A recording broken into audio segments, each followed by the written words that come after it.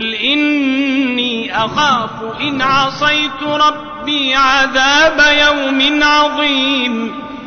قل الله أعبد مخلصا له ديني فاعبدوا ما شئتم من دونه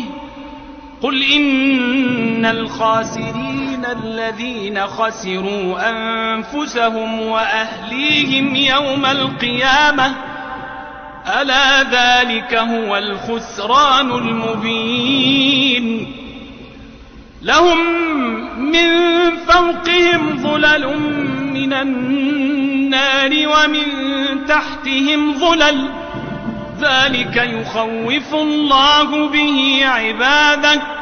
يا عباد فاتقون والذين اجتنبوا الطاغوت أن يعبدوها